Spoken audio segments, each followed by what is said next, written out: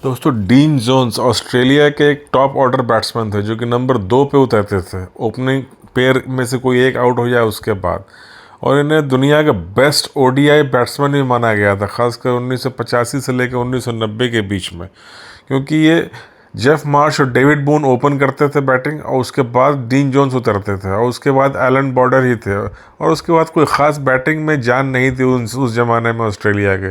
लेकिन हाँ, dean Jones ने ऐसा एक शीट एंकर वाला, एक तरह से एक राहुल द्रविड़ वाले स्टाइल में एक फाउंडेशन देने का काम किया था, जिसने कि ऑस्ट्रेलिया को 1987 में वर्ल्ड चैम्पियन तक बना दिया। उसके पहले ऑस्ट्रेलिया एक मिडिल लेवल टीम, जिम्बाब्वे की तरह कमज़ोर टीम मानी जाती थी। डीन जोन्स 1984 में सबसे पहली बार ऑस्ट्रेलिया के लिए खेलने के लिए आए। उसकी भी एक बड़ी रोचक कहानी है। 1984 में ऑस्ट्रेलिया जा रही थी वेस्ट इंडीज़ खेलने के लिए। वहाँ पे ग्राहम योलप टीम से बाहर हो गए। उन्होंने जानबूझ के अपना नाम वापस ले लिया क्योंकि उनकी इंजरी थी, चोट लगी हुई थी। वेस्ट इंडीज़ पहुँचने के बाद ये 12th मैन थे या 13th मैन, इन्हें 11 प्लेइंग 11 में चांस नहीं मिला।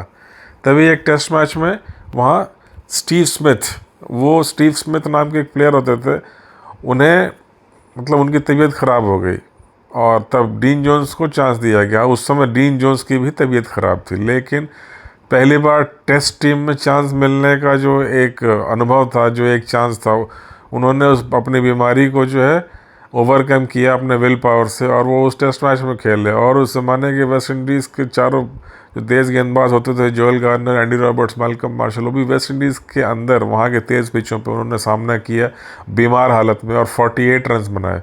ये कहते हैं डीन जोन्स की वो मेरे लाइफ की सबसे बेस्ट इनिंग में से एक रही है, जिसे पर्सनली लाइक करते हैं।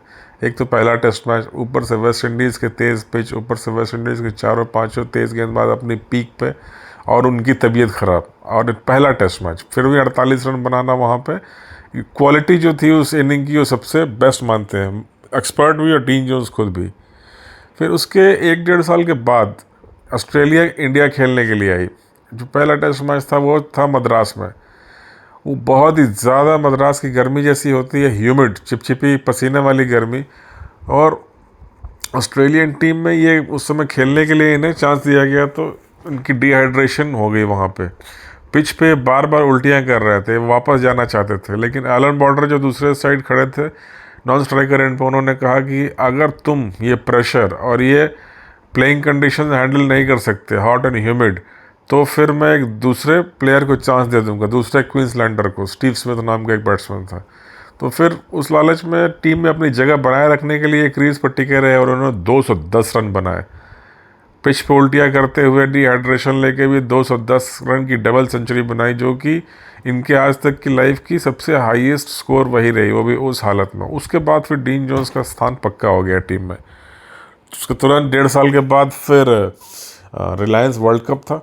रिलायंस वर्ल्ड कप में ऑस्ट्रेलिया वर्ल्ड चैम्पियन बनी पहली बार, और उसमें सबसे बड़ा योगदान देखा जाए तो 2-3 प्लेयर्स का ही था। बैटिंग में ज़्यादा डेप्थ नहीं थी उस ज़माने में ऑस्ट्रेलिया के। David Boon, Jeff Marsh opener के रूप में, और फिर उसके बाद डीन जोन्स और खुद एलन बॉर्डर, और फिर कुछ हद तक ऑलराउंडर के रूप में स्टीव वॉ नए आए थे, और तेज़ गेंदबाजी में क्रेग मैकडर्मट। इन्हीं 4-5 लोगों के दम पे ऑस्ट्रेलिया ने वो वर्ल्ड कप जीता था। डीन जोन्स ओवरऑल देखा जाए तो उन्होंने 52 टेस्ट मैच खेले ऑस्ट्रेलिया के लिए, और 52 टेस्ट मैच में लगभग 3,500 रन बनाए 46 के एवरेज से। इसमें 11 सेंचुरी और 14 हाफ सेंचुरी थी। वनडे में इन्होंने 164 वनडे खेले और 6,000 रन बनाए, जिसमें कि इनका एवरेज 44 का था। 7 सेंचुरी और 46 हाफ सेंचुरी, यानी कि 46 हाफ सेंचुरी बनाई। जो हाईएस्ट स्कोर था इनका वनडे में वो 145 रनों का है। इसलिए वनडे में इनका प्रदर्शन बहुत ही शानदार। वो बेस्ट ओडीआई बैट्समैन में वो ये माने जाते थे, खासकर 1986-87 से लेकर 1990-92, ये 5-6 साल क्रीज पे आने के मतलब कुछ रन बना के ही जाएंगे। डीन जोन्स की जो सबसे स्ट्रेंथ थी वो थी इनका बिजली सा तेज फुटवर्क, बहुत ही तेज फुटवर्क और बहुत ही तेज रनिंग बिटवीन द विकेट। हर एक रन को 2 रन में कन्वर्ट करने की ये क्षमता रखते थे। हर 2 रन 3 रन में बना लेते थे, इतनी तेज भागते थे विकेट्स के बीच बीच। इनके बारे में एक और रोचक किस्सा मशहूर है कि 1992-93 में जो वर्ल्ड सीरीज़ कप था, बेंसन एजर्स कप ऑस्ट्रेलिया में, उसमें इन्होंने कर्टली एम्ब्रोज को एक बार कहा था कि भाई तुम अपना ये वाइट रिस्ट बैंड है वो उतार दो, क्योंकि बॉल भी वाइट थी, सफ़ेद बॉल से मैचेस हो रहे थे और सफ़ेद रिस्ट बैंड से बॉल ठीक से दिखती नहीं थी कब हाथ से छूटी। तो उससे एम्ब्रोज ने मना कर दिया कि मैं इसे पसीना पोंछने के लिए यूज़ करता हूँ, और फिर दोनों में काफ़ी बहस हुई। और उसके बाद एम्ब्रोज ने गुस्से में आके काफ़ी जो है शॉर्ट पिच और स्पीड बढ़ा दी, काफ़ी तेज़ गेंदबाजी की, और उस मैच में 32 रन देके 5 विकेट लिया, ऑस्ट्रेलिया हार गई। उसके ठीक बाद एक टेस्ट सीरीज़ हो रही थी जिसमें कि एम्ब्रोज ने फिर 10 विकेट लिए, मुझे कड़वाहट आ गई थी, प्रेस में बहुत कुछ छपा था स्लेजिंग को लेके। और फिर उस एक 1993-94 वाले ही सीरीज़ में जो टेस्ट मैच हुआ था इसमें 1 रन दे के 7 विकेट लिए थे। 7 for 1 वाला स्पेल भी उसी टेस्ट सीरीज़ में था। कहते हैं कि डीन जोन्स ने एम्ब्रोज को भड़का दिया था, जिसका खामियाजा ऑस्ट्रेलियन टीम को भुगतना पड़ा। Ambrose got furious after that incident. बाद में डीन जोन्स ने कहा कि मैंने एम्ब्रोज से, रिटायर होने के बाद इन्होंने कहा उस इंसिडेंट का जिक्र करते हुए किसी टॉक शो में, कि मैंने एम्ब्रोज से इसलिए उसमें कहा मुझे बॉल सच में दिख नहीं रही थी, वाइट बॉल और उनके वाइट रिस्टबैंड के आगे, और मैं थोड़ा भी जो है रिस्क लेना नहीं चाहता था, क्योंकि उस समय टीम में 92-93 में मेरी पोजीशन बहुत स्ट्रांग नहीं थी। मैंने बहुत मुश्किल से जगह बनाई थी, क्योंकि नए नए प्लेयर उस समय अब आने लग गए थे टीम में। फिर उसके बाद जो है इन्हें 1993-94 में एक बार 1992-93 सीजन में इन्हें टेस्ट टीम से ड्रॉप कर दिया गया, जबकि ठीक उसके पहले श्रीलंका के अगेंस्ट इन्होंने सबसे एवरेज टॉप किया था, सबसे हाईएस्ट एवरेज रन बनाया था, फिर भी टेस्ट टीम में जगह नहीं मिली। और उसके फिर बाद तुरंत 1993-94 में एशेज टीम में इन्हें वनडे के लिए लिया गया टीम में, मगर तुरंत अच्छा खेलने के बावजूद अगली बार उन्हें फिर अगले मैच में ड्रॉप कर दिया गया। फिर उसके तुरंत बाद उन्होंने रिटायरमेंट घोषित कर दिया अपना टीम से, क्योंकि इन्हें लगा कि शायद इनके खिलाफ कुछ भेदभाव हो रहा है, पॉलिटिक्स हो रही है।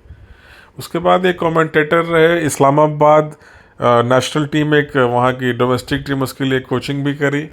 और एक इनका नाम प्रोफेसर डीनो इनका निक नेम था, प्रोफेसर डीनो भी इन्हें कहा जाने लगा, क्योंकि किसी कमेंट्री के दौरान इन्होंने एक पिच रिपोर्ट देने के लिए बिल्कुल प्रोफेसर वाला ड्रेस पहना था। उसके बाद ये successful TV commentator, sports journalist रहे, और अचानक से सन 2020 में मात्र 59 ईयर्स की एज में मुंबई में इनकी मृत्यु हो जाती है। किसी स्पोर्ट्स कवरेज में ही ये मुंबई आए हुए थे, और अचानक से इन्हें ब्रेन स्ट्रोक हो गया, होटल में गिर पड़े। ब्रेट ली जो इनके साथ थे उस टूर में, उन्होंने इस बात को रिपोर्ट किया।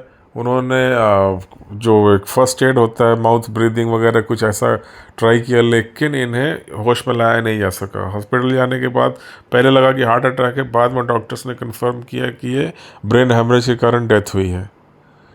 तो यदि मेरा ये वीडियो अच्छा लगा हो great Australian batsman Dean Jones के बारे में, तो प्लीज़ मेरे चैनल को लाइक कीजिए, सब्सक्राइब कीजिए और शेयर भी कीजिए। मिलते हैं फिर बहुत जल्द।